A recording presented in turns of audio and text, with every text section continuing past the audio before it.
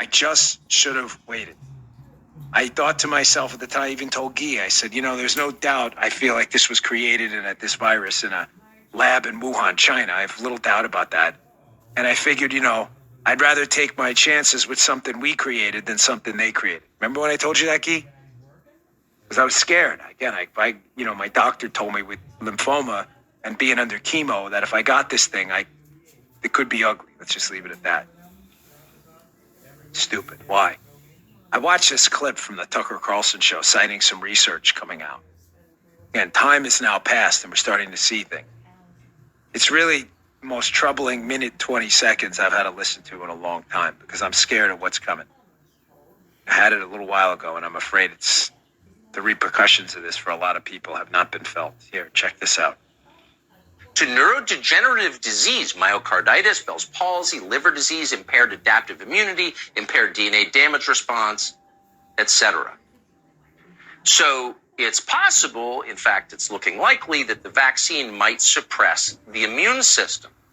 This fact, the authors concluded, will, quote, have a wide range of consequences, not the least of which include the reactivation of latent viral infections and the reduced ability to effectively combat future infections, end quote. Now, again, we sincerely hope that's not true. But it's not just the conclusion of one scientific journal.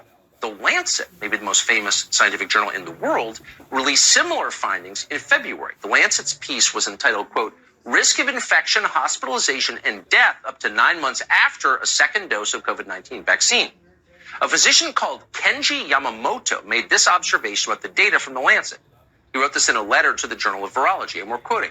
The study showed that immune function among vaccinated individuals 8 months after the administration of 2 doses of COVID-19 vaccine was lower than that among the unvaccinated individuals. Folks, science is patience. Science is long-term. Science is chronological.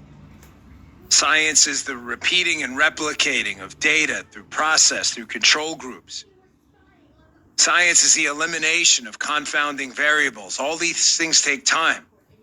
Now, whereas I understand we were in an emergency situation with COVID, no emergency situation should lead a company or a government to force people to take something,